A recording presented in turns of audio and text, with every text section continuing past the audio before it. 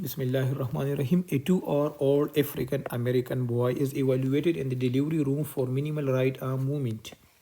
He was born at 37 weeks of gestation by vacuum assisted vaginal delivery to an obese 39-year-old gravida 4 para 3 woman. The delivery was complicated by shoulder dystocia.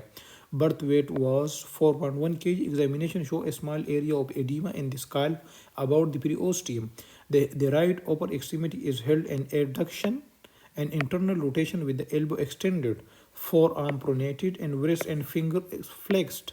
Moro and bicep reflexes are absent in the right arm. The remainder of the examination is normal. Which of the following is the most appropriate next step in management of this patient? Choice A, counseling about cerebral palsy. Choice B, discussion with the obstetrician about malpractice concern. Choice C, magnetic resonance imaging of the brain. Choice D, magnetic resonance imaging of the spine. Choice E, narrow grafting. Choice F, reassurance about prognosis. So here I will write here that this patient is obese first.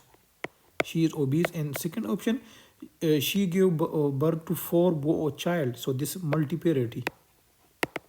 So most common causes of shoulder dystocia is obese patient and multiparity.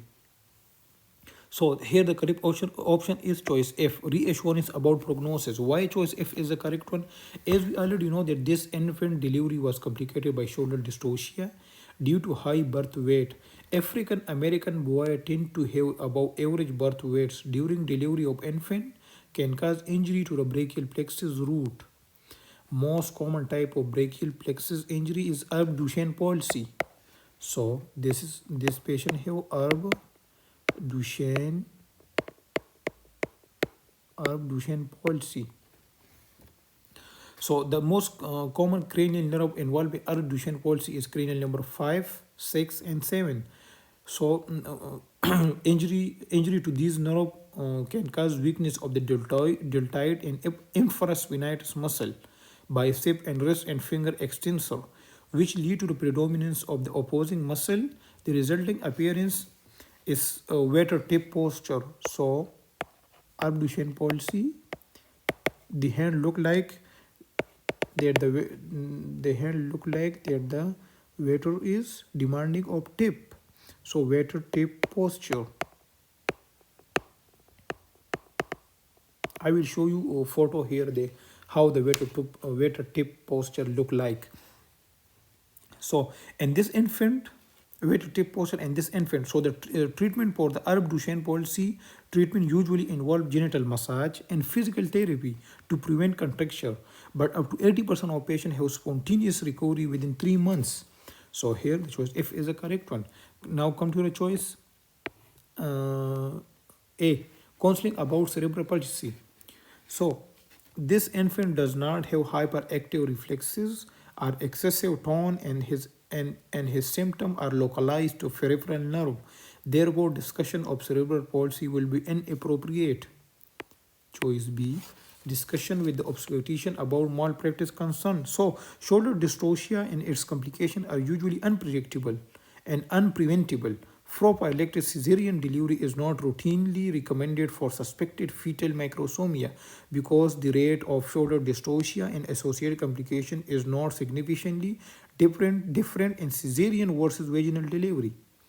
Choice C, magnetic resonance imaging of the brain. So this infant does not have any symptom of upper motor neuron injury or excessive tone. So magnetic resonance imaging will be inappropriate.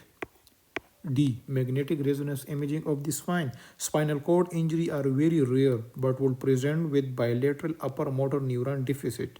As a result, magnetic resonance imaging of the spine is not appropriate. Choice E, narrow grafting.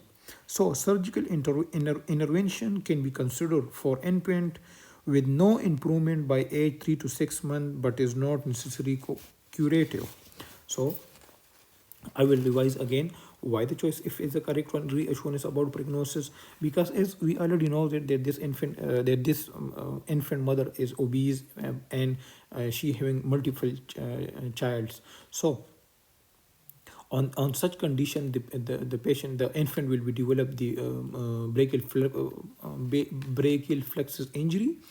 So the infant hand will be abduction and internal rotation with the elbow extended, forearm pronated, and wrist and finger flexed. So this is called abduction policy, and the posture is called water tip posture.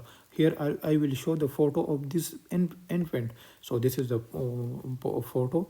As we can see, this is abduction policy, water tip. So the upper arm abducted and internally rotated. The elbow, as we can see here, the elbow is extended and the forearm pronated, and the wrist and finger is flexed. So this posture is called vegetative posture. As we can see here, this infant look like that they are demanding of some tip. So that's why this choice F is a correct one. Reassurance about prognosis.